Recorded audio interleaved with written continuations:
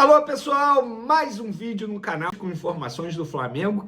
Galera, é o seguinte, vamos lá. Ian Roberto, o Flamengo recebeu uma proposta oficial do Shakhtar e eu tenho informações de bastidores. Vou dar um spoilerzinho para vocês, tá? O jogador tem até exame marcado na Inglaterra. Exame esse para fazer no Shakhtar e assinar o contrato com o Shakhtar. Mas vem cá, o Flamengo já aceitou a proposta? Qual é o valor da proposta? A gente vai trazer tudo no vídeo agora. Mas antes, galera, gostaria de pedir para vocês se inscreverem no canal, soltarem o dedo no like, ativarem a notificação, compartilhar esse vídeo com os amigos, com as amigas e assim ajudar o canal a crescer mais ainda, tá bom? Vamos para as informações? E essa história de que o Flamengo passará por uma barca com 4 jogadores na metade da temporada. Quero explicar em detalhes essa história, com contornos diferentes para cada um dos atletas. O primeiro deles, Everton Cebolinha, tem contrato apenas até dezembro. Havia sido comprado do Benfica por 13 milhões e meio de euros. Ou seja, na metade do ano o Flamengo vai ter a última chance de fazer algum dinheiro com o atleta. E se conseguir vendê-lo em julho ou agosto, o Flamengo ainda economiza o salário de 1,5 milhão de reais por mês até dezembro. Ou seja, nesse momento, o Flamengo está à procura, em busca de propostas pelo Cebolinha. Se elas aparecerem, o jogador será negociado. Léo Ortiz, zagueiro titular absoluto do Flamengo e com propostas recusadas na janela de julho do ano passado e de janeiro desse ano. O Flamengo entende que precisa respeitar os processos e também o sonho do Léo Ortiz em atuar num grande do futebol europeu. Se existir uma proposta boa, o Flamengo aceita, concede essa ideia de negociar o atleta e a partir daí poderia ter Danilo ou Vitão para substituí-lo na condição de titular, com a zaga sendo formada por Léo Pereira e Danilo ou Léo Pereira e Vitão. O Wallace vive uma situação meio diferente. Atleta que quase foi negociado com o Red Bull Bragantino, mas que não conseguiu se firmar desde sua permanência. Existe a possibilidade de o Red Bull Bragantino estreitar a relação e fazer uma nova proposta na metade do ano, se essa proposta chegar, a tendência é que o negócio saia. Para completar, Everton Araújo, que virou titular absoluto e peça importantíssima do time de Leonardo Jardim. Em caso de proposta excelente, deve haver acordo, até porque o Flamengo, mesmo arrecadando bastante, como nunca um clube brasileiro na história, na temporada passada foram 2 bilhões e 100 milhões de reais, vai haver a necessidade de uma enorme venda na atual temporada. E há dentro do Flamengo a impressão de que o Everton Araújo pode ser esse cara, jogador monitorado por vários grandes clubes do futebol europeu, entre eles o poderoso Real Madrid. E essa história de que Marcos Antônio e Cebolinha podem ser trocados, você sabe, o volante do São Paulo é um velho sonho do Flamengo, enquanto Everton Cebolinha interessa ao tricolor paulista. Logo de cara, quero contar que hoje os dois ainda têm condição de serem trocados. Isso porque o Marcos Antônio tem 11 jogos no Campeonato Brasileiro e se recupera de uma lesão muscular, é possível que nem jogue até a pausa para a Copa do Mundo, enquanto o Cebolinha estacionou nas 7 partidas e não será mais aproveitado, ou melhor, não vai estourar o limite de 13 partidas para que ele esteja apto para uma venda para outro clube brasileiro.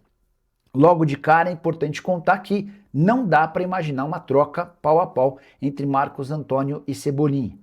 Marcos Antônio supervalorizado, o principal ativo do elenco são paulino, enquanto o Cebolinha, com contrato até dezembro, tem um valor de mercado não superior a 3, 4, no máximo 5 milhões de euros, até porque a partir de julho ele já pode assinar um pré-contrato para se mudar de graça em 2027 para qualquer clube do Brasil ou do exterior. Então, se São Paulo e Flamengo quiserem levar essa história adiante, vai haver a necessidade de o Cebolinha entrar numa negociação com o Marcos Antônio, além de dinheiro. Isso significa que, se topar fazer um negócio nesse sentido, São Paulo vende o Marcos Antônio, recebe o Cebolinha e mais dinheiro. O Flamengo segue interessado no Marcos Antônio, essa é uma realidade. O São Paulo quer a contratação do Cebolinha. Rui Costa é o grande entusiasta dessa ideia, mas até esse momento não existiram tratativas sobre o tema. A tendência é que essa conversa aconteça daqui a algumas semanas, talvez em meio à pausa para a Copa do Mundo. Porém, pro Cebolinha é mais negócio esperar até dezembro, quando ele sai livre do Flamengo e pode escolher seu clube, faturando bastante dinheiro com o pagamento de luvas.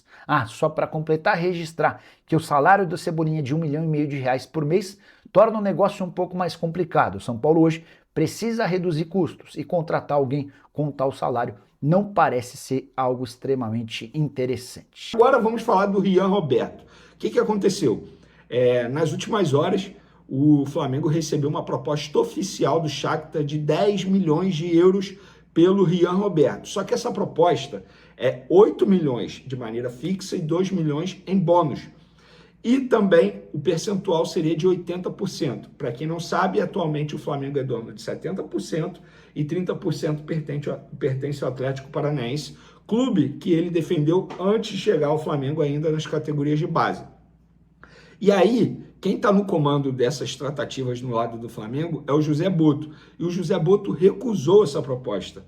Primeiro, porque considera um valor baixo. Segundo, porque o Flamengo, teoricamente, perderia todos os percentuais que tem direito do Rian Roberto. E o Flamengo tem o desejo de manter percentual de direitos econômicos desse jovem jogador em uma venda futura.